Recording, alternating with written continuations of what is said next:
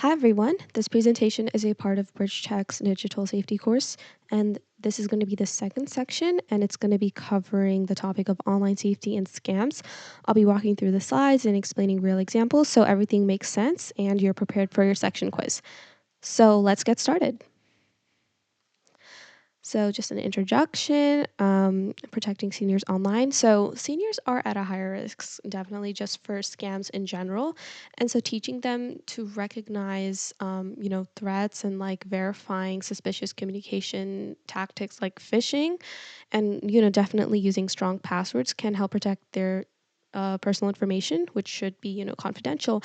And so understanding phishing, suspicious calls and other tactics that are used to get confidential and personal information out of people is the key to staying safe online. So, recognizing phishing emails. A phishing email essentially contains links. Most times, that's like the hugest sign, and they're going to ask for personal information from those links. They're going to ask you to click on it and be like, hey, verify your password by clicking on this link, otherwise your account's going to close tomorrow. And these emails may appear to come from legitimate sources. Like, for example, this email right here says it comes from Citibank, but you can see the email looks kind of suspicious. It says Citibank Secure My Gateway. I don't think a support email of Citibank would have that part. And it says, we've identified suspicious activity on your account. To confirm, please click the link below to confirm your identity. And then, here's the link. There it is. So that's definitely a suspicious sign. And so, seniors should be taught this kind of stuff to, like identify emails and avoid clicking on links that are suspicious. Um, 2FA. So this is essentially the slides talking about password and two-factor authentication.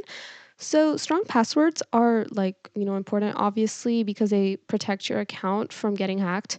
And so, using like really, really complicated passwords, something you can still remember, but making it complex, like having symbols, upper and lowercase characters, making it unique, but something you can remember is essential to keeping your account safe online. And not just that, but keeping separate passwords for each app. For example, you have TikTok, Instagram, and you have Facebook. You don't want to have the same password for all those apps because, yes, the password might be hard to guess, but it's still risky to do that. Um, yeah, I might be guilty of that, but it's best to not do that. And two-factor authentication, it basically adds an extra verification step. I'm sure we've seen this before. This example right here shows like this user is trying to log into their account on their laptop and then they got a verification code sent by SMS on their phone or like by text. And yeah, um, doing this is actually good. A lot of apps do ask like, hey, do you want two-factor authentication? And it's good to enable it because if someone does somehow end up getting the password to one of your accounts, at least you get a verification code and you will not give them the code because that is not you logging in and it just makes everything so much safer. Handling suspicious calls. So, a bunch of seniors do receive scam calls, and most times they ask for personal information. Another thing that's not included on here is like AI. It's best to just not answer scam calls by saying yes or no. It might be fun, but like they can, use that, like edit it and like use your voice because, things are getting crazy to verify that you did a transaction when you actually didn't. So the safest action is to not answer and just hang up. And if they were actually a trusted caller, just verify the identity. And, obviously calling back unknown numbers immediately can expose seniors to more scams. So it's best to just not answer them. And the best option is to block and also report. There's like an option for that. Android and iPhone users, like a bunch of phones have that option. A lot of red flags for online scams, obviously urgent messages like your account will be locked if you don't respond within the next 24 hours. No company, no legitimate company is actually going to give you such late notice.